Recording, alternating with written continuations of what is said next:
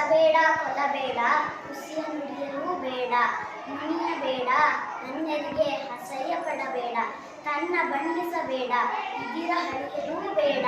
ಇದೇ ಅಂತರಂಗ ಶುದ್ಧಿ, ಇದೇ ಬಹಿರಂಗ ಶುದ್ಧಿ, ಇದೇ ನಮ್ಮ ಕೂಡಲ ಸಂಗಮ ದೇವನಲ್ಲಿಸುವ ಕವಿ ಬಸವಣ್ಣ.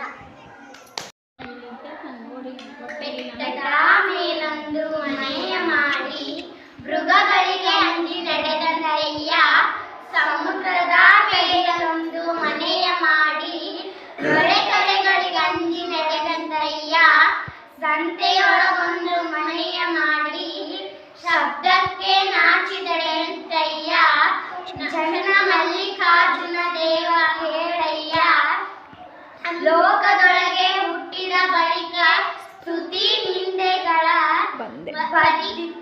ಮನದಲ್ಲಿ ಕೋಪವ ತಾಳದೆ ಸಮಾಧಾನಿಯಾಗಿರಬೇಕು ನಮ್ಮ ಮಹಾದೇವಿ. ದರ್ಶನಕ್ಕೆ ಹೂವ ಚಿಂತೆ ಉಡಲಾದರೆ ಉಡುವ ಚಿಂತೆ, ಉಡಲಾದರೆ ಇಡುವ ಚಿಂತೆ, ಇಡಲಾದರೆ ಹೆಣ್ಣಿರ ಚಿಂತೆ, ಹೆಣ್ಣಿರಾದರೆ ಮಕ್ಕಳ ಚಿಂತೆ, ಮಕ್ಕಳಾದರೆ ಬದುಕಿನ ಚಿಂತೆ, ಬದುಕಾದರೆ ಕೇಡಿನ ಚಿಂತೆ, ಕೇಡಾದರೆ ಮರಣದ ಚಿಂತೆ. ಇಂತಿ ಹಲವು ಚಿಂತೆಯಲ್ಲಿ ಇರುವವರನ್ನು ಕಂಡೆನು, ಶಿವನ ಚಿಂತೆಯಲ್ಲಿ ಇದ್ದವರೊಬ್ಬರನ್ನು ಕಾಣಲಾದ ನಮ್ಮ ಅಂಬಿಗರ ಚೋಳೆಯ ನಿಜಶರಣ.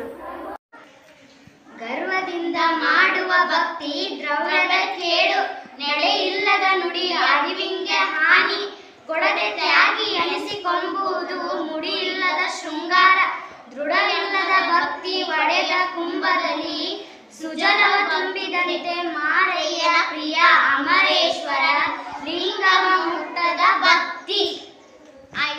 ಭಕ್ತಿ ದ್ರವ್ಯದ ಕೇಡು, ನೆಲೆಯಿಲ್ಲದ ನುಡಿ ಅರಿವಿಂಗೆ ಹಾನಿ, ಕೊಡದೆ ತ್ಯಾಗಿ ಎನಿಸಿಕೊಂಬುವುದು ಮುಡಿಯಿಲ್ಲದ ಶೃಂಗಾರ, ದೃಢವಿಲ್ಲದ ಭಕ್ತಿ ಒಡೆದ ಕುಂಭದಲ್ಲಿ ಸುಜಲವ ತುಂಬಿದಂತೆ ಮಾರಯ್ಯ ಪ್ರಿಯ ಅಮರೇಶ್ವರ, ಲಿಂಗವ ಮುಟ್ಟದ ಭಕ್ತಿ.